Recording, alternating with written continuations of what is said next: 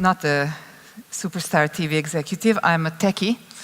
And I do sit on the board of the Norwegian Broadcasting Corporation. And I was going to use quite a lot of examples that were covered, so we'll see how we go about that. But I also got trolled on LinkedIn for coming to speak on this conference. I really have no idea who the guy is, but he wrote a long kind of thing about, because I talked about AI at somewhere where he was, and he was like, what do you, an AI person, have to do on a TV conference, and don't they have anybody with real industry experience? And first I was thinking to say, well, I'm actually on the board of this company, and I worked quite a lot in media business, in publishers, and both on technology and leadership and investment side. And then I thought, I'm not going to bother, because really my point is, I think that there is such a intense convergence of the many different fields, that if you want to hear people who only do TV talk to you, I think you're not going to hear the stuff that you really need to hear. So it's about thinking how your industry is merging with both the nearby and completely unrelated industries.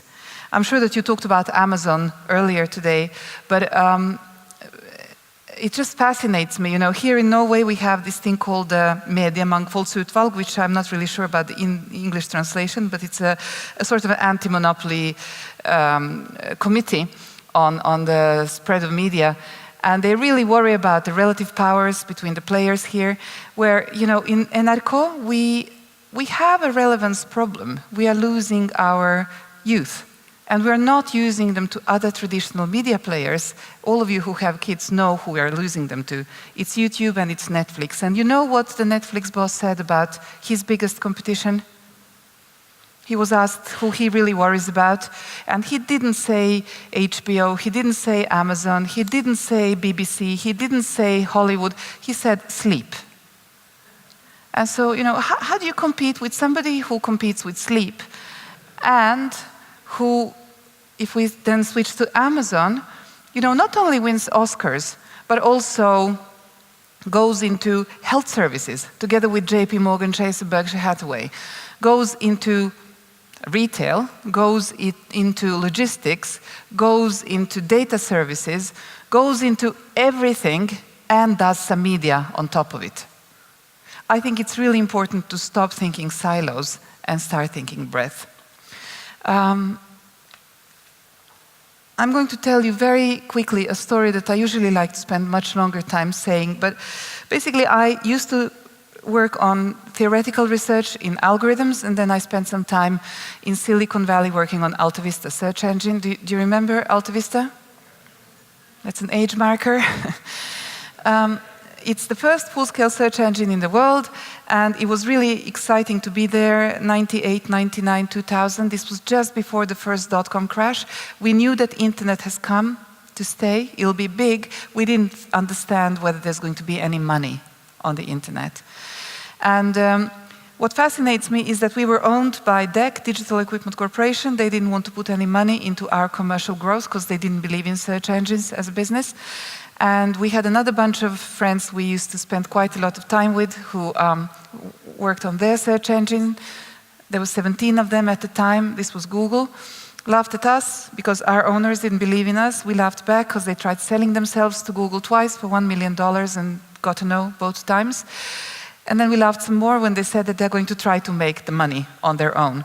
And then today, they are the second most valuable, well, actually, they're one of the 5 most valuable companies in the world. I didn't say 5 most valuable IT companies, I didn't say 5 most valuable media companies, 5 most valuable companies, full stop. Actually, I was checking the numbers. These numbers are 2 years old. About a year ago, Apple had passed $800 billion, and there has never been a company in human history with such high valuation in absolute or relative terms. But yesterday, the order is different now. Amazon and Apple are fighting about the top position, and then you have Microsoft that's gone over Alphabet again.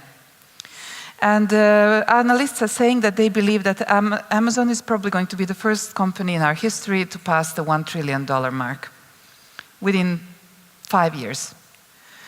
They're all about $700 to $800 billion now. There is a really interesting question about what makes them so valuable. You know that value of a stock price is not set by technologists like me, it is set by finance people, and they base it on basically, no matter how much they talk about Black-Scholes or multiples, it's based on the market consensus about the future potential for revenue. And what makes these people so potent is then the important question. Basically, they have gone into absolutely every industry and value chain, and they have taken the most lucrative position there, which is between the value chain and the end user, and they control the flow of value. That means they can take any margins they want. I also think that they don't really necessarily care too much about the traditional KPIs that you worry about. I think that what they want is capturing long-term attention of people and then find alternative and additional ways to monetize that. I was in a wonderful conference last week, Catapult, and there was a guy who does AI for BBC. And we had a really interesting conversation about, what do they measure themselves for? What is success? And the problem is we're all measured by, ARPU or eyeballs or the length of time spent on a site or something that has to do with our traffic. And if you're going to fight on traffic, you're going to have a really hard time fighting these guys. But if you think about BBC or NRK, they have a different role. It's not just about providing people with, enough information so they can build traffic, so they can sell ads. It's also about giving people the information they need, not necessarily the information they want. How do you measure the level of enlightenment within a population? Objectivity. How do you measure the level of counteraction towards echo chambers and polarization that it leads to, and then something that could have stopped Brexit? Really difficult because you have to think about your role as a media provider in a completely new setting. I read a wonderful book a couple of weeks ago called World Without Mind, and I'd really like to invite you to read it. It's written by a guy who was the editor of the New Republic. It's a really interesting love story between a guy who is a very traditional, very proud, very skilled journalist, very idealistic about his role as a gatekeeper for people's attention and information about the world. It's a sacred role, he describes it. And then he goes into the New Republic and he's going to revolutionize it together with a new owner, which is one of the founders of Facebook. A very rich young man who believes he has all the answers, as they all do. And it's interesting how the two of them meet and decide that they're going to build the best online news media outlet, and how they converge or diverge after 1 to 2 years of business together, because they realize that their values and their ideals are so different that that just doesn't work anymore. And he's trying to talk about this world of mashups, where all the information is kind of going into some sort of an optimized mash, and where individualism is being lost, and where people are not anymore being fed with information that they can't find because it doesn't line up with things they liked before, and basically individualism is at threat, but also critical thinking. And I think that we who do work in media need to think about this very carefully now, because this is the time we can still influence people's attention and maybe compete at the right level with these new, extremely efficient media merchants before they control all the flow of both value, data, and information. To try to understand what's going on here, why did they become so incredibly valuable? I like to go through the fourth industrial revolution. It's a framework by World Economic Forum, says that 3 times previously in human history we had huge reshuffles in the geopolitical power dynamics based on more efficient production means based on a new technology wave. They were not evolutions like stone, bronze and iron age, but revolutions because they happened with a span of 10 years at 100 years intervals. So the first one was in 1770 when we learned to use steam quickly, safely, cheaply enough so we could mechanize our production. I would like you to note one thing. This is the first time in human history that the cost of capital became a more important competition factor than the cost of labor, because the size of your machines was suddenly more important than the number of hands, horses or swords you might have held. This dichotomy between the value of capital and labor has been the landmark of all of our capitalist political history and debate. But then please go back to this slide and tell me what's the thing that's making these, what's the input value that's making these 5 companies so incredibly valuable? Do they have enormous production capital, land masses, unique machinery, or do they have enormous amounts of workers compared to the other biggest companies in the world? Neither. They have the data, right? So the data is a new means of competition, and we do not have a good enough politics for thinking about how do we capture that data, where it's created. GDPR is a very feeble attempt to do that. The point is, we still don't know how to make sure that the value stays where it's created, nationally, individually, or in any other way. Okay, the second industrial revolution was based on the use of electricity, and it helped us break down the huge monolithic machines into sequences of smaller machines that helped us serialize production. So this gave us mass production. The third industrial revolution, another 100 years later, was based on use of electronics and IT to automate production. So the real digital revolution, please note we're talking about IT, happened 50 years ago, not now, 50 years ago. Now is something different. And now is different because I don't think we understand well enough what this digital revolution really means. It's about a 200-year journey from Charles Babbage's differential engine and Ada Lovelace, who was the first programmer on this machine 200 years ago, through means of mathematical logic and information theory into means of calculating on this in physics through transistors, and eventually transistors based on silicium, that gave us this incredibly powerful digital infrastructure that we now use to develop all the other enabling technologies on and all the industries. So what happens now is that we have silicium-based transistors that our chips in computers use. They grow in a manner called exponential. Basically, every year and a half, they double their production capacity, and we've never had tools like this before. If you imagine chips as powerful as they were in 1970, twice as powerful a year and a half later, another twice as powerful a year and a half later, and so on. In 50 years, since 1970, we had about 30 such 1.5 periods. So it means 2 times 2 times 2, 30 times. This is 2 to the power of 30th. 2 to the power of x is an exponential function, where the x is the number of time intervals. 2 to the power of 30th is a huge number that we can't imagine the size of.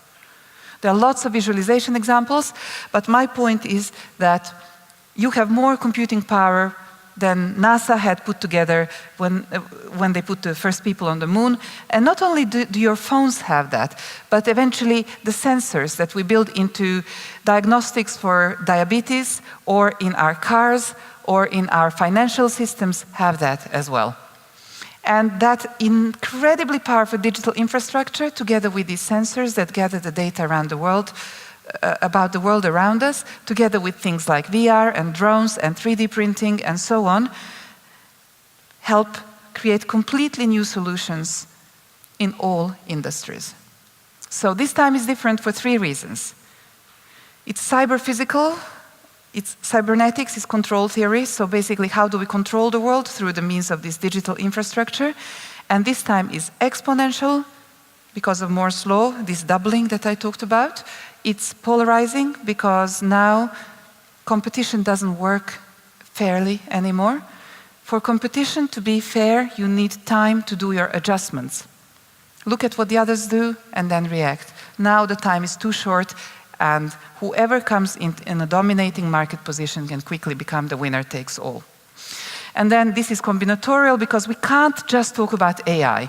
We can't just talk about blockchain. We can't just talk about VR, or we can't just talk about 3D.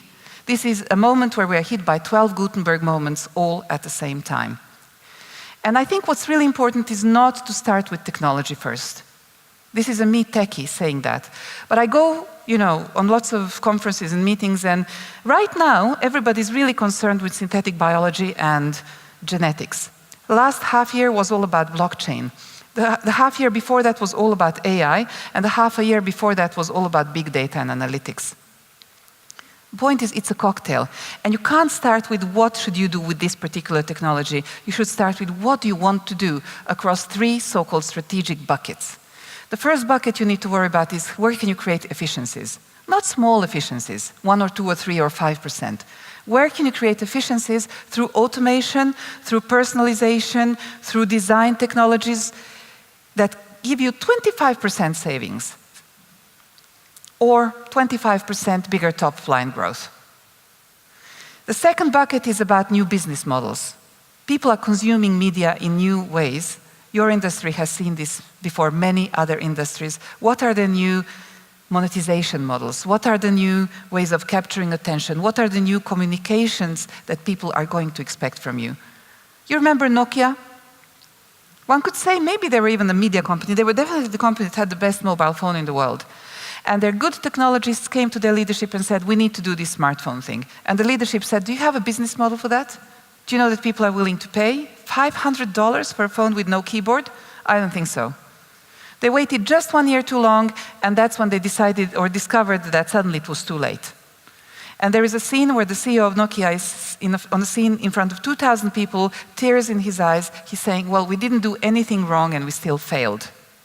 And that's what I'd really like to try to imprint, that unless you think about the relevant new business models, it doesn't matter how much you fiddle with your efficiencies, you still can become an irrelevant Nokia. We are not trained to lead for this. What our boards want from us, what our investors want from us is security. They want us to give them a budget and then stick to that budget. And they want us to have numbers and trends that prove how we understand this new budget. The problem is that's really, really difficult to do when the world is changing as it is. And you can't really look at your customers, because there is a lot of talk about, customer first, and we'll listen to our customers. Well, if you only listen to your customers, you'll hear exactly what Henry Ford has told you you're going to hear. He said, if I'd asked my customers what they really wanted, they would have said faster horses. They don't know what's possible. It's your job to show them what's possible, and then they'll want it. But this requires quite brave leadership. I've cited Wayne Gretzky so much that I feel almost ashamed to do it again, but to me that quote says something really important about brave leadership. Hockey player, Canadian, really legendary. He was asked, why are you so good at playing hockey? And he said, it's because I'm not where the puck is, I'm where the puck is going to be. How many brave enough leaders do you know that dare to take a position on where they believe the puck is going to be? Easy for Bezos and easy for Zuckerberg, because they control their boards. They've come from nowhere. And now they can dream of whatever they want, and their boards will have to say yes. Not so easy for a normal top executive. And yet you have to be a good enough storyteller to tell them, this is where I believe we need to go, and I'm going to get my people there. The third bucket is all about social responsibility. Very quickly, 3 graphs so I can show you a little bit about the 3 words I want you to remember. So, linear function, cubic function, exponential function. You remember why I'm talking about exponential? This 2 times 2 times 2 doubling in the chip's computational power in every time interval, okay? And my point about exponential is that we underestimate it because it's deceptive at first and then it's explosive. And the only thing you need to remember here is Ernest Hemingway, in The Sun Also Rises, 2 friends talk together. One of them says, how did you actually go bankrupt? And the other guy says, well, first gradually and then suddenly. Polarizing, you see a thing called long-tail distribution from statistics. It's used a lot to explain the new market dynamics. Before, we had a bell curve for the distribution of market share in any market. That's what free markets did really well. Now you get a long tail. Basically, there is one actor with extreme market popularity, and then you have the long tail. If you're in the long tail, by the way, this happens also in local geographies. We shouldn't estimate important barriers to entry. And then if you're here, you need to have a sharp strategy. If you're here, you can be the Amazon of everything. But getting there in global positions is really, really difficult. There are several positions that are really lucrative going forward, not only digital market platforms, but I still believe that maybe for you it's digital market platforms that are going to be the game. And then how do you create new value in those? I talked about 12 Gutenberg moments. This is a somewhat random list put together. The only thing I'd really like to ask you is please don't underestimate any of these topics because you don't like it. I hear people in NRK talk like that about VR, not talk like that about drones. Drones are okay, VR is... I believe, well, I don't like VR either, to be honest. I can't see a future. I like movies and I like black and white movies and I've tried VR and I didn't like it. So I don't believe it has a future. But people who know communication tell me, Silvija, you're wrong. We went from internet to mobile. We are going from mobile to AR, VR, sound within the next 3 years. I can't imagine a world where I'm consuming all my media in that setting, but to be perfectly honest with you, I couldn't imagine how important mobile phones are going to be, or smartphones for that matter as well. Because I'm very good at thinking faster horses like everyone else. Very quickly, the 3 buckets. Efficiency bucket, I'm on the board of Nordea. We spend 1.5 billion euros on just one of these projects, core banking platform. It's necessary we lose our license unless we can prove to the regulator how good we are at automating know your customer, anti-money laundering, anti-financial crime and all of that. It's still just hygiene. Doing the same thing as before, just better, faster, cheaper. This bucket here is Schibsted. 90% of their valuation, the Norwegian publisher, through Schibsted Classified Media. Digital arm for ads.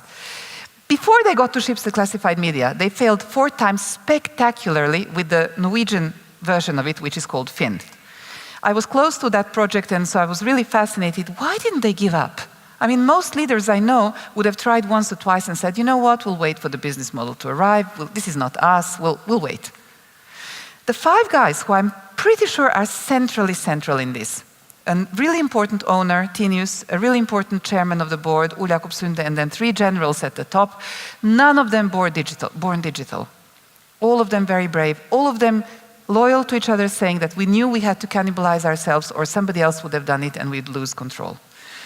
When it comes to social game, I think it's really important to think something like I just told you about NRK. I think in a world where our media is being dominated by really commercial forces, it's important to try to understand why you're in the media business. Not to make money on ads, but probably to inform the world in the best possible way. And I think it's worth fighting for that kind of both the journalist freedom, but also industry freedom in terms of moving the industry in a direction a little bit away from both fake news, echo chambers, and this whole kind of optimization craze for whatever gives you the most clicks and traffic.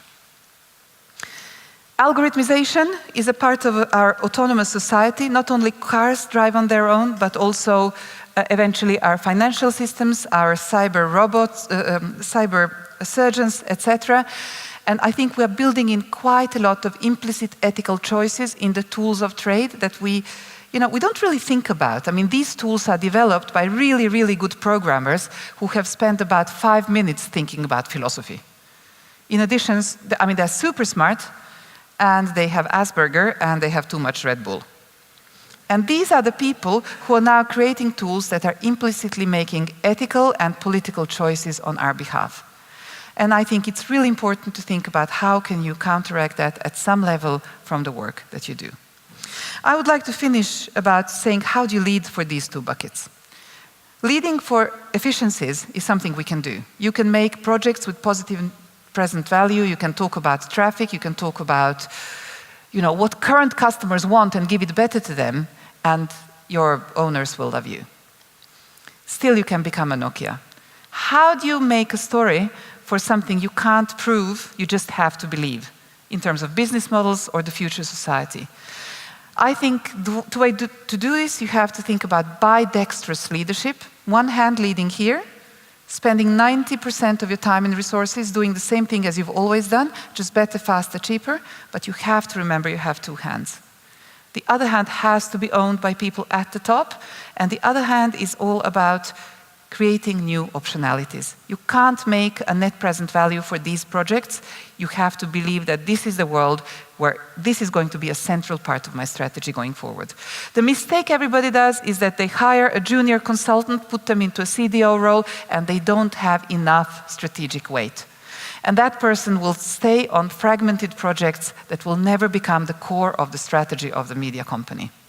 So how do you, as really experienced media leaders, also care about this hand? The point is you can't know, but you have to choose to believe. In order to have an optimistic and ambitious view also on this hand, you have to know a little bit about the 12 Gutenberg moments I talked about, and then you have to think about where do you want this puck to be. I'll finish with a quote from one of my favorite leaders, an old executive that I had in my first job. We were a very fast-growing software company, and I remember trying to work ever more hours every week, and at some point breaking down, and he said, "Silvia, please remember, speed is no replacement for direction." I think that we often think that, speed is what will save us here when the world is changing so fast, but please remember, without direction, speed can be very interesting, but completely senseless, because we can be going in circles around ourselves. And then, without speed, direction is also not very interesting, because you could be going nowhere really, really slowly. It's a zero vector. It's in the balance between the two and the courage to choose a particular direction, the ability to influence your people to go in that direction, and then believe that nobody has any answers. We are really good at buying the rhetorics from Silicon Valley, but really they didn't know either to begin with. They did something they wanted to try, and then it worked out in the end. It's like Douglas Adams says, "I didn't end up where I wanted to be, but I ended up just where I needed to be." Good luck.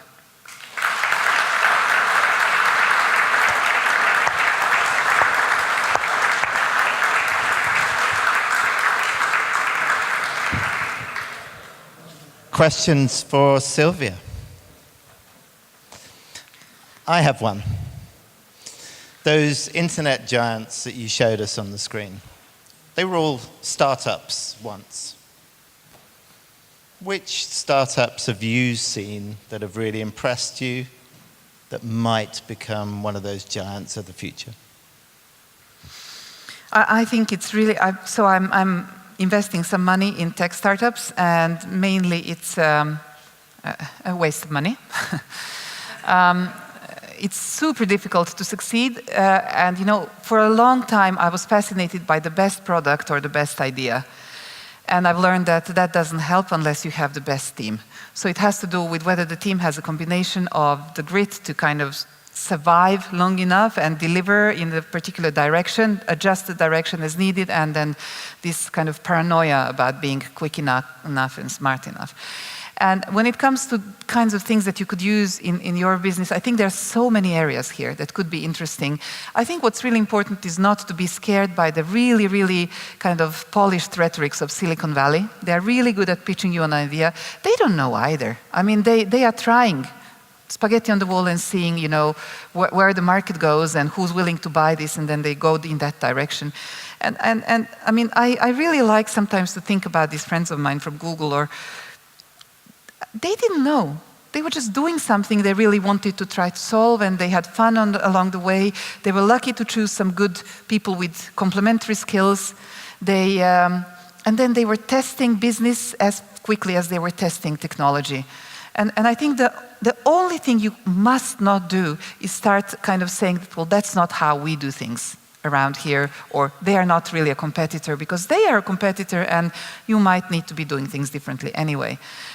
So, all this idea that it's only the experienced people that can do this, or they've seen the film before, or, you might need people who have seen the new films, or who can challenge the old films. And so I've seen lots of really good small startup companies be completely destroyed by a well-intentioned but badly delivered incubator attempt by big corporations. People invest in these companies, they give them some money, but they never become a customer. And unless you're going to be a risk-willing customer, you really are not going to contribute to these startups. But if you have the market, if you have the contents, if you have the understanding of your customers and are willing to try to use that with some new technology, be it drones for filming, be it VR, be it personalization. I think there are tons of things to do within personalization, and we are only scratching the surface because we don't know how to measure success.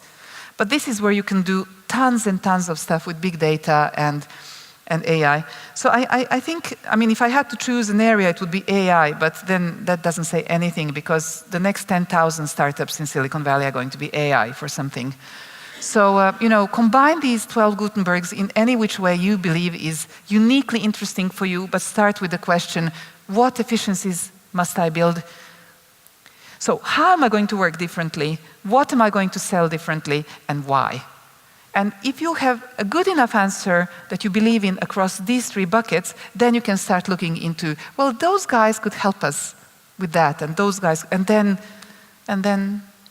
invest and develop and see if they grow big enough. You've mentioned Silicon Valley a lot. Are we creating the right kind of conditions in Europe to have one of these giants blossom here? A genuine European success story? Yeah, and I think it'll have to do basically exactly, I think this kind of cyber totalitarianism that we see coming from Silicon Valley is going to be its own worst enemy eventually. I believe that values are local, and I believe that politics is local, and I think understanding and insisting on that, and believing that people don't just want to be optimized, people actually want to have, be reminded of the meaning that gives them direction, and that's the job of media. And so kind of playing back to our humanity is something that I suspect Europe could do better. And I don't think it matters necessarily whether you're in a winner position right away or now. I think there'll be lots and lots of new games. I think maybe the biggest, not only media company, but company in the world might actually be an education company 5 years from now. Maybe we can create that company from Europe rather than the super competitive Silicon Valley. Silvija, thank you very much Thanks. indeed.